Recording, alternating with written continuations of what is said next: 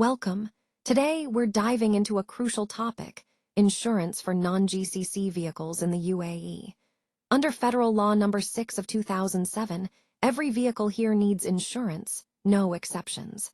We'll explore what often gets rejected, and more importantly, how you can make sure your coverage is accepted. Let's get started. Let's talk about cars that aren't built for the Gulf market, what we call non-GCC specs. These often come through unofficial import channels, with no service history in the UAE. They include gray market vehicles, Japanese models, European versions, and American specs. Each has quirks, like right-hand drive, missing safety parts, or gauges in miles and Fahrenheit. The key point: GCC spec cars are made for extreme heat, dust, and humidity. Non-GCC cars aren't, so insurers see them as higher risk and price them that way. When it comes to insuring non-GCC cars, several factors push premiums 15 to 25% higher than for GCC spec vehicles. First, spare parts often have to be air freighted from overseas, turning what might be a 3-day repair into a 3-week wait.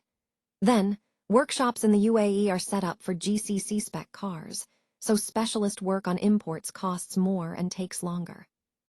Add in the tougher Gulf climate, with temperatures hitting 50 degrees Celsius, which these cars aren't designed for, leading to more breakdowns. Finally, non-GCC cars sell for 10 to 20% less, which lowers the total loss payout insurers calculate. All these combine to raise the cost of insurance. When it comes to insuring cars in the Gulf region, GCC and non-GCC vehicles differ in 8 key ways that impact insurance costs. Non-GCC cars often carry higher excess or deductibles, and their specifications may increase the risk of breakdowns. They tend to have 10 to 20% lower market value and may face limited or void warranties here. Spare parts can be harder to find, and inspections or repairs may take longer. All these factors add up, meaning insurance premiums for non-GCC cars usually come with a 15 to 25% surcharge compared to GCC spec vehicles. When it comes to insuring imported vehicles, there are 6 common scenarios that often lead to rejection or very limited coverage.